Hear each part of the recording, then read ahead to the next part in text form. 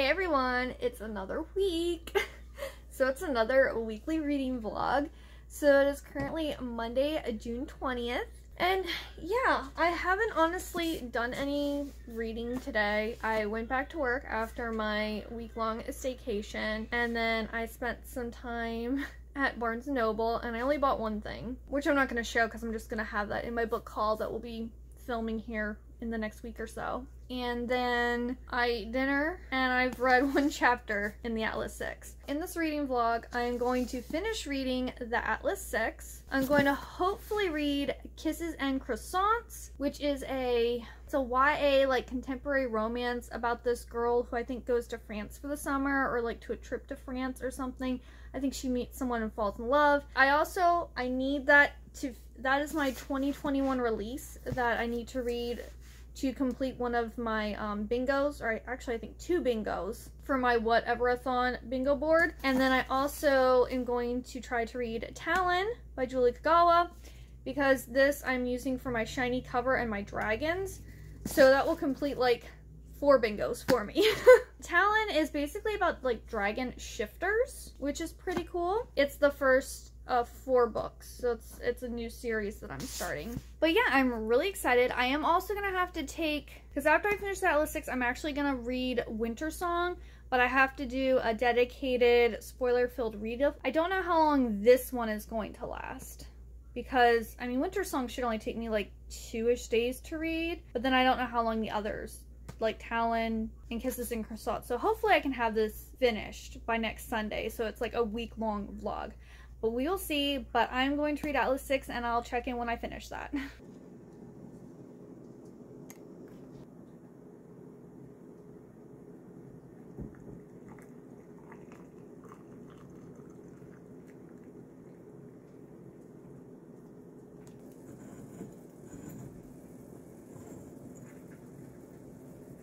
Hey everyone, and happy Tuesday. It's currently almost 9:30 at night, and I just finished the Atlas 6 by Olivia Blake. This was really good. So I think I'm gonna give this 4 stars, because surprisingly, I generally don't like multiple points of view, or I don't like more than 2 at most. But this actually has 6 point of views, and I really like that. But I think the reason it worked for this is because they're all in the same place and they're only really interacting with each other. So it's not like, say, Game of Thrones, where you have like all these different points of view and they're all at different places and they're all interacting with different people, and it's like you're having to like take notes to remember who's where and what's going on with which point of view. It's basically 6 points of view, but they're all telling the exact same story in like the exact same place with the exact same people, so it's really easy to follow. I listened to part of the audiobook for this, but I read most of it physically, and either way worked. I'm glad I read it physically because there's a lot of like scientific talk and like some things to like contemplate, and I think that would be kind of difficult to do if I had listened to the whole thing. This was really, really good. I can't wait for the next book that apparently is coming out in October. Find out what's going to happen next. I kind of guessed, I didn't guess the twist at the end, but I guessed who had done the thing at the end. So I want to actually learn more about that character because I'm actually interested in that character. And yeah, I think the hype for this is real. Like, it's not a new favorite, but it was definitely very enjoyable, and it's different from pretty much anything else I've ever read. And then today during work, I had some tasks to do that really wasn't very like mentally taxing. So I listened to chapter 24 of Outlander by Gabaldon, I think is how you say that. I had read physically almost half of this book, and I kept on putting it down because, I don't know, I was liking it, but I wasn't loving it, and it was such a big book, and it was taking so much time to read that I was just like, I just don't want to invest the time to read this. So I ended up getting the audiobook on Libby, and actually just listening, because like chapter 24 is like over 2 hours long to listen to it. I listened to it on 1.5 speed, so it was probably more like a little over an hour to listen to chapter 24, but it was actually really funny. They have a lady narrating this, and her Scottish accents are really amusing, and like, I don't know, I was just laughing during chapter 24, where I don't remember previously laughing while reading this book. I was more like, okay, here we go. So I actually really enjoyed listening to this. So I'm going to continue listening to this because I think I'm at like 60% or something now. And I'm hoping to get this done. I think I have like 10 days left and still like 13 hours.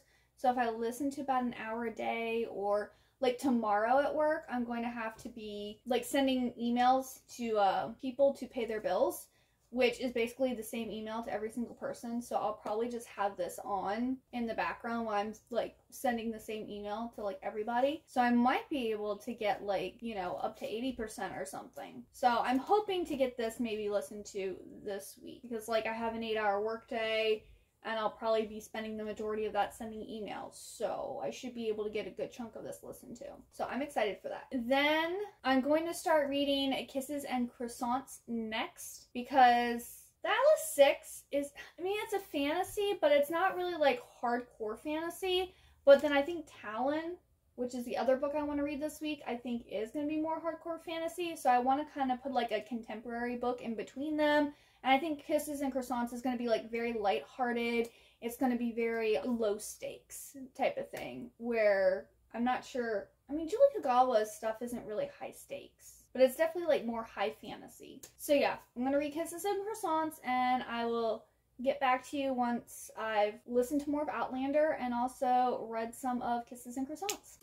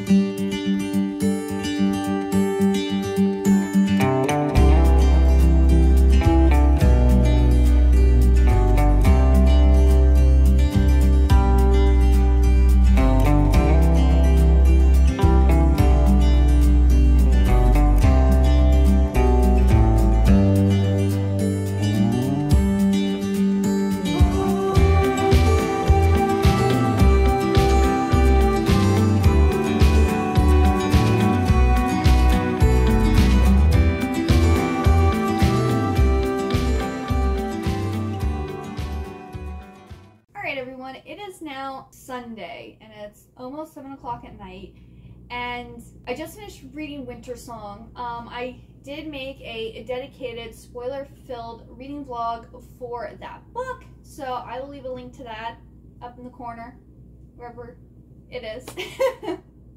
I'll leave it up there so you can go watch that if you want to. If you haven't read the book, though, I do pretty much tell you everything that happens in it. It's not like in great detail, but, and then like my thoughts and opinions and stuff on it. And I ended up giving it a 2-star, which I'm kind of disappointed about, because this was like my pick for my June book club. I was hoping it was going to be 5 stars, because it said that it was for fans of the Labyrinth, and it was talking about a dark fantasy romance, and like those are all things that I absolutely love. And it just didn't give me what I wanted.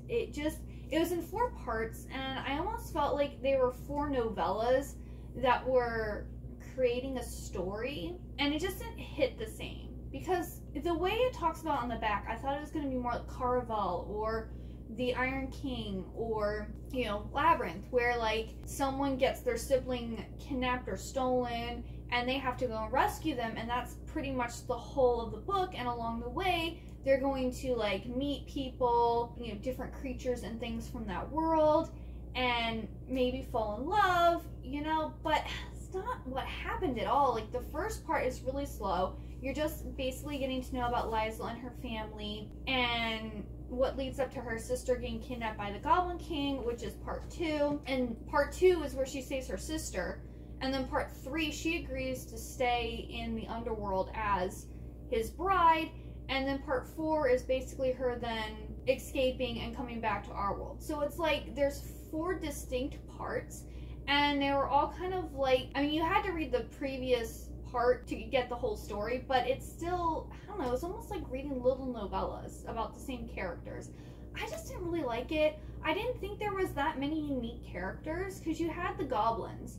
And you had the goblins, changelings, and Lorelei, which are kind of like mermaids. I don't know, and I mean, they had a ball scene like they do in the Labyrinth, but it just didn't seem as magical. And there was a lot of like talk about music, and like the Goblin King and Liesel kind of fall in love over music because she's a composer and he plays. One of the reasons he finds her beautiful and loves her is because of her ability to compose music. I don't know, it just didn't hit for me. So I only gave it 2 stars, but I do want to read the second book because I already own it on my Kindle, and I am interested to see how it ends. I don't want to ruin it, but a question that is asked at the end of the book, I think Liesel is now going to try and like give her and the Goblin King a happy ending, pretty much. So I think that's what the second book is going to be about. It might be good, it might not, I don't know. And then also this week, I have been listening to Outlander by Diana Gabaldon. I am now currently on page 731, so I think I have like a little over 100 pages. I have 120 pages left of this. So I'm definitely going to be able to read this by the end of the month. I think this vlog I'm actually going to make it last through the end of the month, because I think this is only my second day vlogging, because all the other days I was listening to this or I was reading Winter Song, and Winter Song just took so long. Most of the time when I start reading a book, I want to sit there and I want to read it, and I don't want to stop until like, you know, I have to pass out to go to bed. And with Winter Song, I was like, no, I want to go, like, I kept on picking up my phone, or I kept on doing this, or like, I wasn't invested in reading it, so it took me a lot longer to read it than, like, normally I would have had it done in 2 days. So it's kind of eaten up a big chunk of my week, but I'm really enjoying Outlander.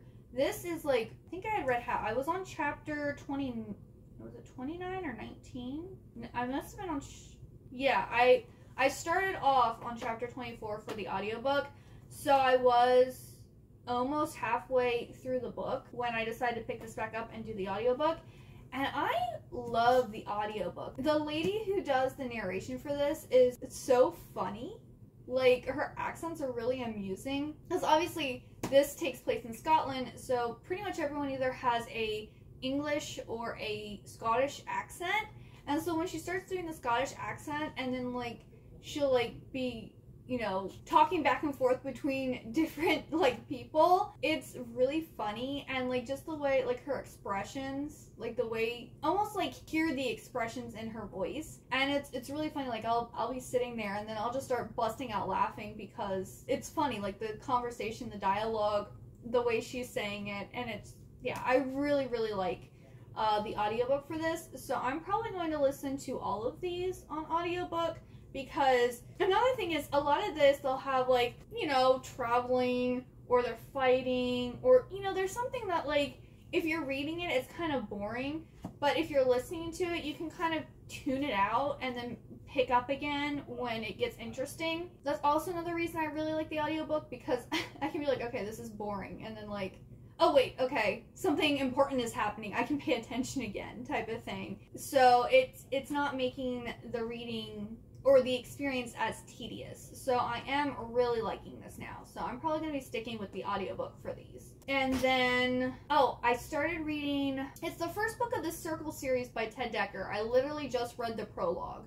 It's called Black, The End of Death. I don't know, I'll put a picture up on the screen here of what it is. Because I'm reading it on my Kindle. I went and bought like the Circle series as like a bundle deal or whatever on my Kindle. I'm thinking it might be a sci-fi, like Christian sci-fi, because it starts off with these 2 guys and they're like having this discussion about this vaccine that's being created in Bangkok. One of the guys wants to use this vaccine and turn it into a virus that he can then spread and win back Islam or something like that. And the other guy apparently is supposed to be really bad and really evil, but he's like going to help this guy achieve his goals. And there's this other guy who I believe is our main character, who apparently has this dream, and he goes to the CDC and tells them that he had like this vision or this dream about this virus that is going to like infect the whole world within 3 weeks, and it had something to do with bats. And that's like where the prologue ends, and I think they're like they're gonna go after this guy and try to kill him or something like that. I would have read more, but then I got distracted and then I had other things I had to do. So, but I will probably be getting back to that and reading more of that. Probably not in this reading vlog though, because I'm going to start reading Kisses and Croissants tonight, and hopefully it's amazing, and I can either finish it today or tomorrow. And then I really need to start and finish Talon. I'm really excited for this. Julie Kagawa is one of my favorite authors, and I also need this to finish, I think 1, 2, 3, I needed to complete 4 bingos on my bingo board for whatever-a-thon. So I need to get this read, and Kisses and Croissants I think does 2 bingos for me on my bingo board. So I need to make sure I get both of those done by the end of June. That way I can complete my bingo board. Because I think these are the last 2 books I need to read to then fully complete my bingo board for whatever-a-thon. So yes, definitely going to get those done. And then I don't know what I'm going to do because I really want to read A Secret Princess. I'm going to pop it up here. And it's supposed to come out this Tuesday. I already have it pre-ordered. So I'm supposed to get, you know, release day delivery. So I don't know if I'm finished with Talon, or when I finish Talon, if I'm going to right away pick up that book, or if I want to start like A River Enchanted first, because that's from my June TBR, even though I really want to read A Secret Princess. So I'm not really sure, but I'm pretty sure that Kisses and Croissants and Talon I can get through pretty quickly. But then also, exciting things.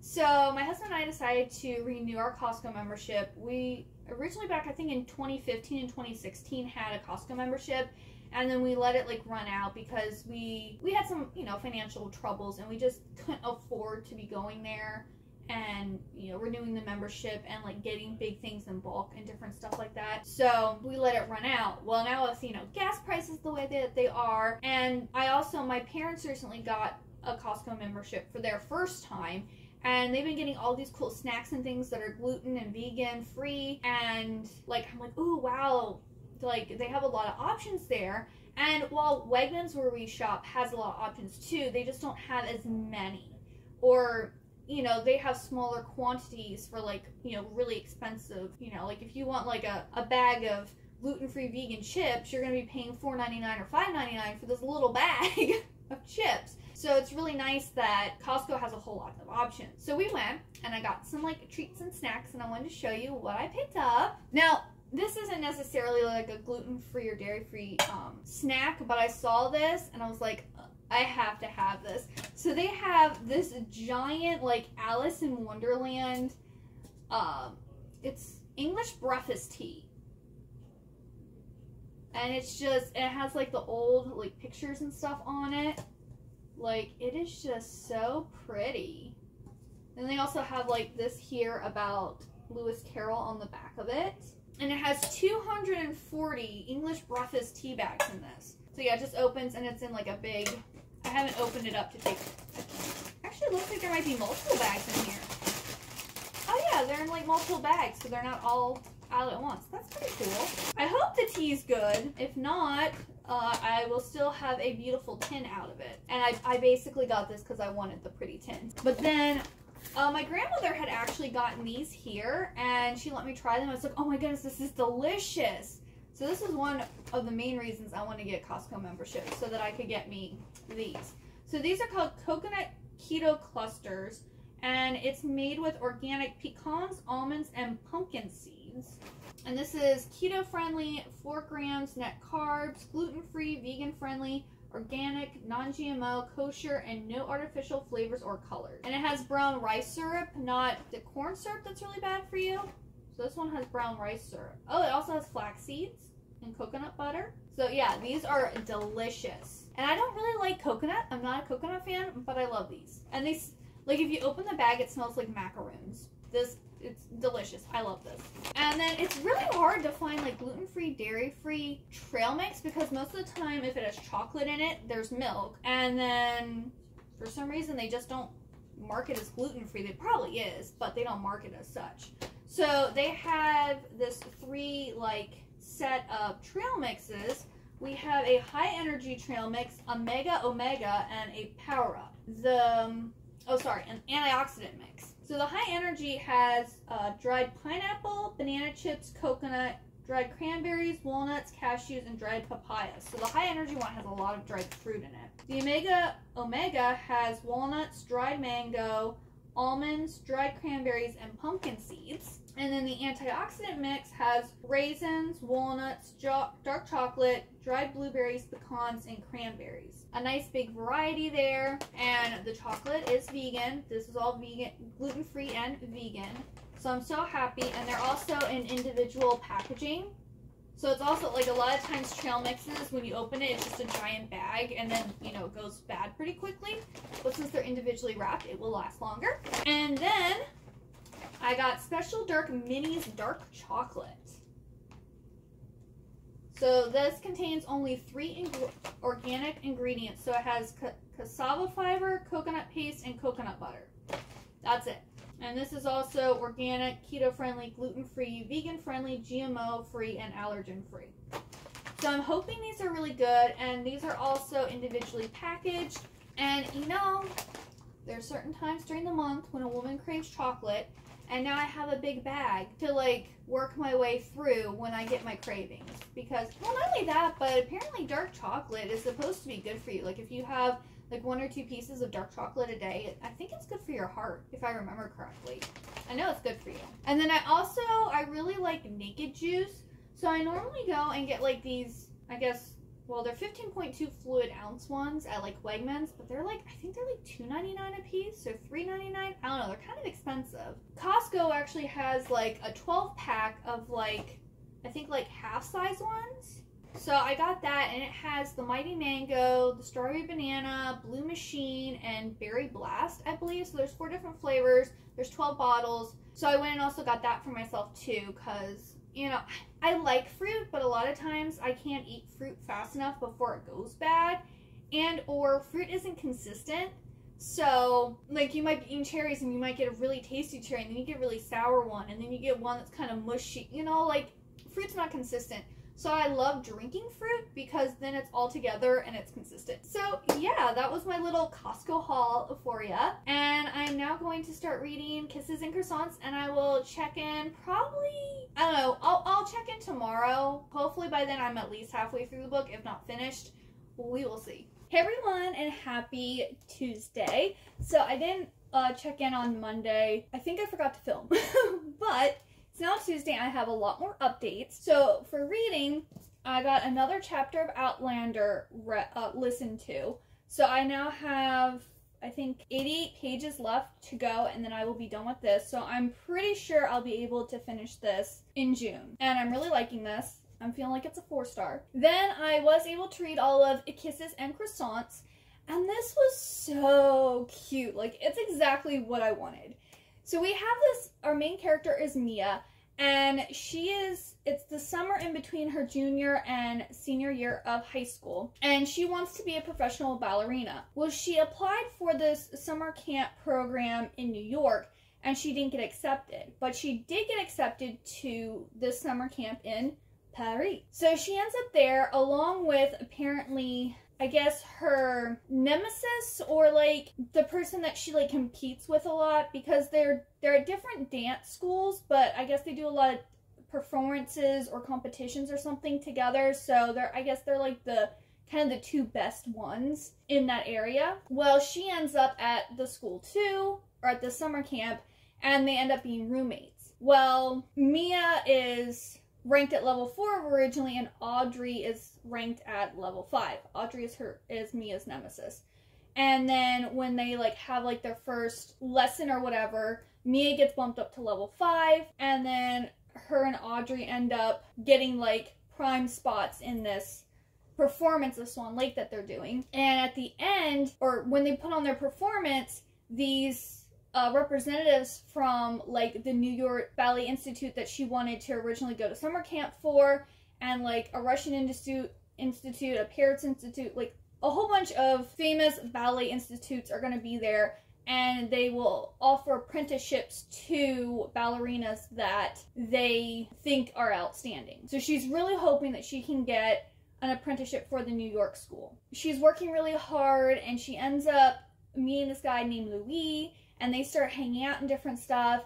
And there's this legend in her family that her great-great-great-grandmother was in one of Degas' paintings. And Degas is this famous painter who did a lot of, I think he did watercolors. I think it was like watercolors and sketches of ballet dancers. So she's also going around trying to figure out if this legend is true and trying to figure out what her, like who her great-great-grandmother is and whatever. And this like means a lot to her. It was just such a sweet, cute, like romance that really took you to Paris, and like seeing Mia's passion was so nice. And I really like this because at one point in my life I wanted to be a ballerina, but then I realized that that just didn't work for like my lifestyle, because pretty much once you hit 30, you're a ballet dancer. Like your dancing career is pretty much over, kind of like with a pro athlete. Once you hit your like 30s, you then become a coach. Like, so it's not a big portion of your life. It's only a small portion of your life. Plus, not only that, I'm a Seventh-day Adventist, so I don't work from Friday sunset to Saturday sunset, which means I wouldn't have been able to perform on Friday nights and on Saturdays until after the sun sets. That's not gonna work for a ballet company. So I was just like, that's just not gonna work for my life. But like, it was nice seeing her passion and how hard she worked, and like, because I kind of would like to take ballet again just for fun, because I don't want to say I was ever super passionate about ballet, but I did enjoy it. I ended up quitting because I was being bullied, because I went to like a dance academy and they had a company, like you had like, I think there were levels 1 through 6. I think there were 6 levels. And once you got to like level 5, they wanted you to join their company, and they did a lot of things on Friday nights and Saturdays that I couldn't do. Plus it was, you know, it was really expensive. Taking classes to begin with was expensive, and then having to go and join the company was also really expensive. And it was more for people who wanted to become professional ballerinas. And I already had determined that that's not what I was going to do with my life. I just wanted to dance because I loved doing it. Well, a lot of the girls that I was in level 4 with got mad because I got bumped up and was in level 4 and level 5.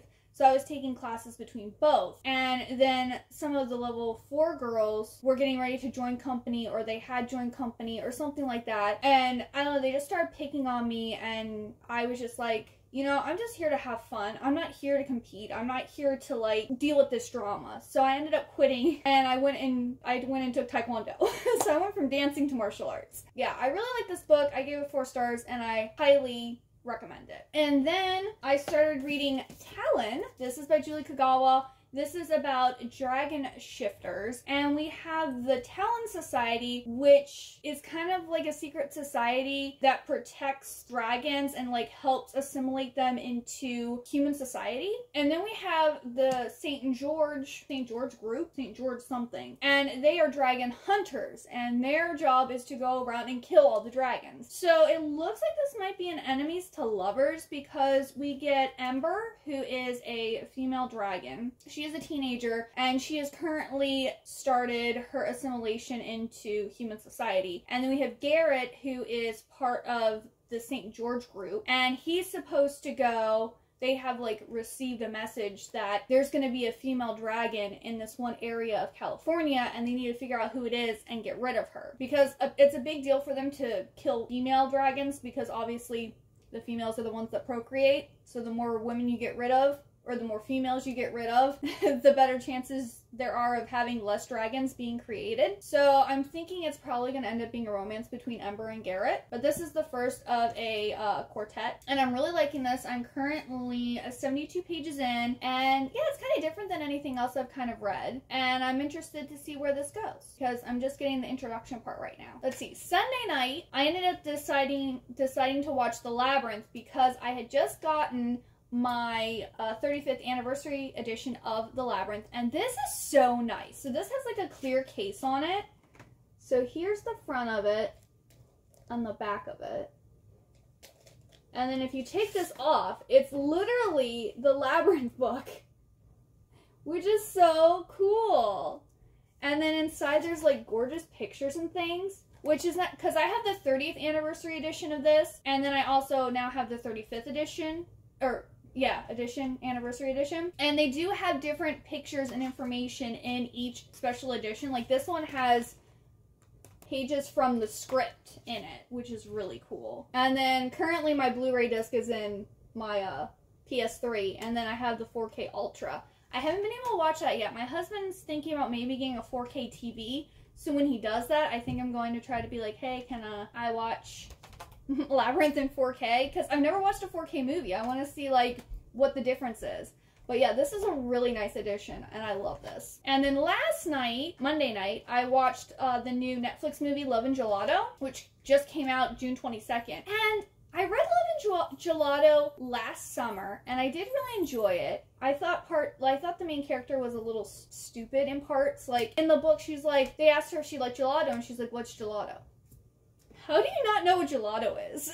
Like, they have it in the grocery store here in America, and she's from America, so, like, how do you not know what gelato is? And there's some other things she did in the book that I was just kind of like, this doesn't seem very intelligent. But I watched the movie, and they changed it a lot. And then not only that, but I thought they made the main girl character, instead of being kind of, like, not intelligent, they made her, like, super... She's, like, afraid of everything, and before she does anything...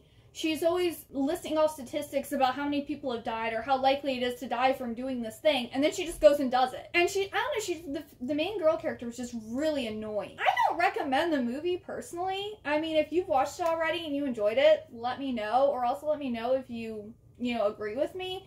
But I preferred the book. I don't know. I just didn't like the main girl character, and I didn't also like all the changes they made either. That was a waste of an hour and 50 minutes, because, yeah, the movie's almost 2 hours long. So, yeah, that's all the updates I have for you now. I might listen to more of this today, and then I'm definitely going to be reading more of this tonight. And I don't know what I'm going to watch. I haven't decided yet. I was thinking last night about watching the Lizzie McGuire movie, but then I was just like, oh, well, Love and Gelato is also set in Italy, and I haven't seen that yet, so I'll watch that first. So I'll let you know tomorrow what I end up doing. Hey, everyone, and happy Wednesday!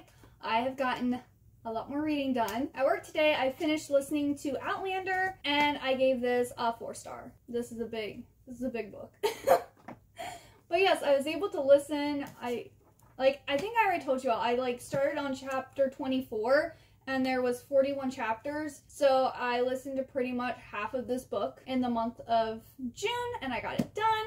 And I don't know if I ever told you all what this is about. Outlander is about this girl named Claire, or I should say woman named Claire, and I believe she's from like the 1940s, and her husband they're like on vacation, and they're looking at like these ruins or rocks or something like that, and she gets transported to the past. I forget which year it is, like how far in the past it is. But basically, she goes back in time, and she ends up being forced to marry this Scottish man, or Scotsman, named Jamie Fraser, and she ends up falling in love with him, and she doesn't want to go back to her own time period, which, shocking! There's also a lot of other stuff. There's a lot of, like, political stuff in that time going on here. There's a lot of meeting different people. It was really, really good. I give it 4 stars. Now, if I had just read this all the way through, it probably would have gotten like a 2.5 or 3 stars, because there is a lot, I feel, of like unnecessary information in this, and some things are like drawn out, but listening to it, it was a lot more enjoyable, and also I could tune out the stuff that I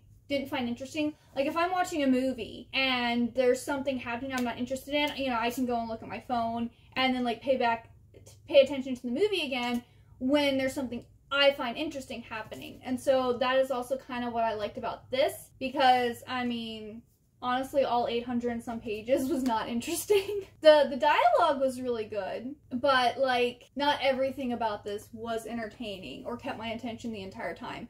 That being said, if I had read it physically, it probably would have been like a 2.5 star, but since I listened to the audiobook, I gave it a 4. So I would recommend listening to the audiobook for this, and I haven't watched the TV series. I don't really like watching Starz or HBO shows because they're a little too graphic for me, but I've heard good things about it, so also maybe I would recommend, if you don't mind your eyes being assaulted by nudity and I guess like, because I mean there's fighting in this, so I guess like gore, then check out the Starz show. You might enjoy it. It probably is better than reading the book, which is not something I normally say, because normally the book is better, but sometimes people have really good ideas and they just can't, their writing style isn't for everybody. That's why I'm going to say that, other media might be better form because the writing isn't the best. But then I also finished reading Talon. Oh my goodness. New 5-star. This is the second 5-star this year, and I've read 113 books. Only 2 5-stars. Well, I gave some manga 5 stars, but out of like the books or novels I have read, this is my second 5-star of the year. This was so good. At first I was like, oh, I think this is going to be a 4-star. And the ending, it had me on the edge of my seat. I was just like, oh no. And I was just like, I was so into the ending of this book and I kind of want to read the next book right away. But I have other books that I need to read. So I might actually, because I already made my July TBR and posted it. But I might add the second book. The next one is Rogue into July and maybe bump something else to August because this was just so good. Yes, I highly recommend this. And actually, I said that this was a 4-book series. It's actually 5. I went and I took book 2 off of my shelf and I'm like, wait, there's still 3 books on my shelf. And I was like, 1. It's like, oh, it's a 5-book series. So there's more of it to love. More of it to read. But yeah, I told you this was about dragon shifters. Okay, here's the thing. It was a little predictable. Like, it had, like, your typical YA tropes in it, but it was done very well. Like, we have our main girl, Ember, who is a dragon. She's a dragon shifter. And she has her... They call each other twins because they apparently were born, like, I guess... Their eggs were both dropped from the same dragon at the same time, but they didn't share an egg. So they call each other twins, but they're not actually twins. But they are brother and sister. And they have been brought to this town in California to, like, assimilate with humans. This guy from the St. George Order, who are the Dragon Slayers, has been sent to find this sleeper dragon. And they're looking for a girl. They don't know that there's 2 dragons. They're sent to find this girl and to kill her. Well, the Dragon Slayer is Garrett. And of course, him and Ember, like, meet. And they, like, I like also this isn't insta-lovey. This also has kind of like a love triangle, or you know, Ember has 2 guys who are interested, well, technically a guy and a dragon that are interested in her. So it is, like, whose team are you on?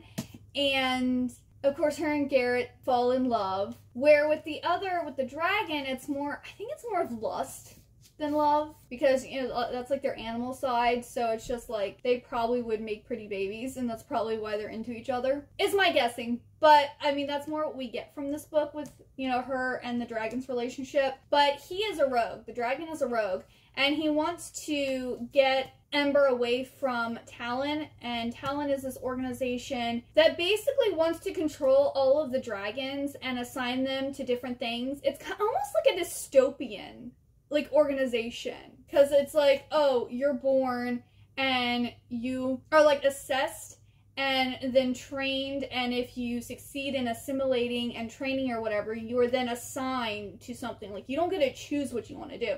So Talon is very much like a dystopian society or order. And St. George is kind of the same way, because they're all about dragon hunting, and they think all dragons are evil and they should all be killed because, you know, basically if we don't kill them, they're going to kill us type of thing. And they kind of like brainwash everyone into thinking that all dragons are bad. And so, of course, Garrett and Ember are both, like, realizing that everything, what they've been told their whole lives isn't true. And, like, the ending was just so good.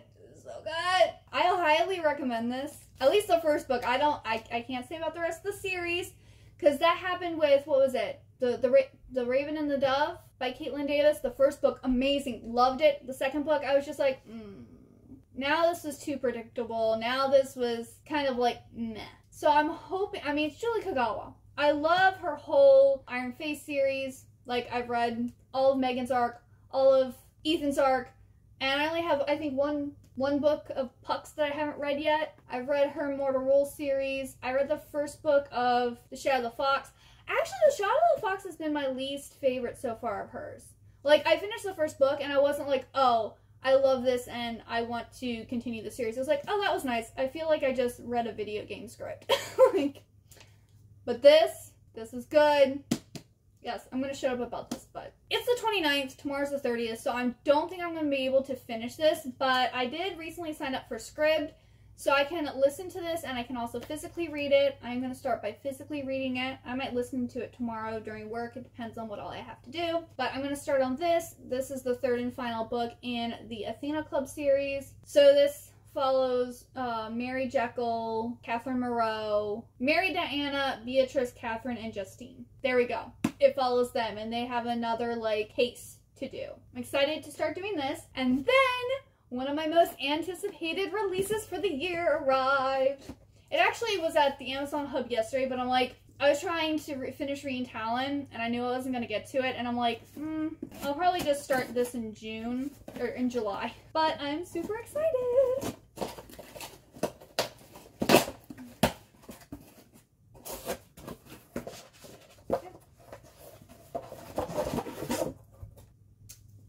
I got A Secret Princess by Margaret Stohl and Melissa De La Cruz, and I am so excited. This is one of my most anticipated releases of the year. I can't wait. Yeah, I'll probably start reading this after this, so this will probably be in the next reading vlog. It won't be in this one, but I'm still going to tell you what it's about, so you're prepared. This is England, 1865. A school designed for families who have a specific desire to forget they ever had children. Oh, okay, that doesn't sound good. That's how Cedric Errol describes the select seminary for young ladies and gentlemen to his best and only friends in the world, Mary Lennox and Sarah Crewe. The school is as far away from Mary's childhood in India and Sarah's family in Manila as either can imagine. Well, that they changed. Because technically both Mary and Sarah came from India. Interesting. Cedric's past, however, remains a mystery, but soon a tragic reversal of fortune ties the fates of all three teens to the mercy of their monstrous headmistress. Their future seems anything but certain until one of the trio reveals a secret and a plan that changes everything. Inspired by three of Frances Hodgson Burnett's most beloved characters,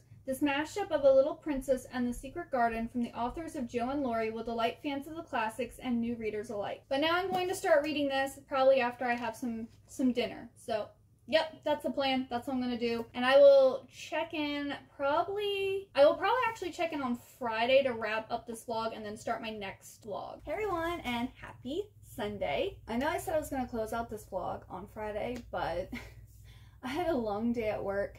And then, like, I edited, and I haven't really read that much, so I guess it's actually better that I did wait till Sunday to end out the vlog. Thursday night, my husband and I went grocery shopping, and then we watched the first 2 episodes of season 4 of Stranger Things, and I'm really liking it. The new characters are, I think, a good introduction to the cast. And of course, we started watching volume 1 of season 4 the day before volume 2 came out, so we're gonna have to figure out when we can watch more of those so we can get caught up. But then I read a little bit more in here, and then on Friday I worked and I actually got the audiobook. I got Scribd because I think Reagan from Peruse Project had like a code or something where you got it for free for 60 days. And I'm actually liking it more than Audible, so I think once my free subscription is up for Scribd, I'm going to cancel Audible and just have Scribd because there's a lot more. And Audible, it seems like you can only use credits. Like, if you want to purchase more, you can't. It's you pay your monthly fee, your monthly fee, and you get 1 credit, and then you're supposed to have like a free library of books. But like, I was looking through all the books and they kind of suck. I'm like, none of these are interesting. All the ones that like are for books that I own or that I'm interested in listening to, you have to have a credit for, which means I can only buy one I'm interested in a month. And I don't know, that's just weird. Or if you can buy audiobooks on Audible without credits, let me know, or how to purchase more credits, because I'm like, this doesn't make sense. Especially when, like, say I want to listen to a classic. Well, you're paying $14.95 for your subscription.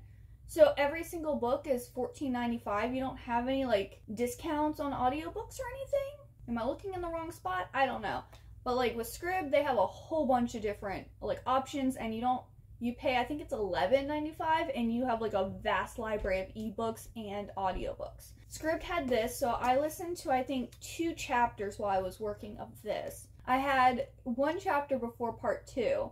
So then Saturday I did editing, and I went to my parents' house, and I finished watching Love is Blind with my mom, season 2. Love is Blind season 2. And we were actually surprised at some people who didn't say I do, who said no, I don't think so, or no. We were just like, what? I wasn't expecting that. The finale of that was a little shocking. And then I was like, I got home at like after 12, like after midnight. So I was like, I want to get to part 2 of this. So I finished reading the chapter before part 2. So I'm now on part 2 of The Mummy. So yes, I'm on that part now.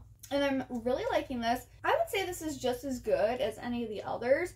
I'm just wondering, because I feel like part 1 is very much like leading up to, I guess, the big bad in this book. But like, is she really the big bad? I'm not really sure. I'm a little confused. And then I'm like that, but Moriarty is in this, Sherlock Holmes' like arch nemesis, and he dies just very easily. I didn't really, there's like a big scene where like a whole bunch of people like get murdered at once, and I did not see that coming at all, and I was just like, really? That was kind of shocking to me. I was flabbergasted. So I'm looking forward to the other half of the book. I think I'm actually a little past halfway. That's all the reading I got done. It's best that I guess I did wait till now, and then I'll start another reading vlog after this. I really hoped you enjoyed this reading vlog. If you did, please give it a big old thumbs up, and also hit that subscribe button down below. If you did make it all the way to the end, please leave me the umbrella emoji, because it was pouring down rain here yesterday. And then also let me know what books you are currently reading or what books you are planning to read here soon. And I hope you have a wonderful day or night, and I hope to see you next time. Bye-bye!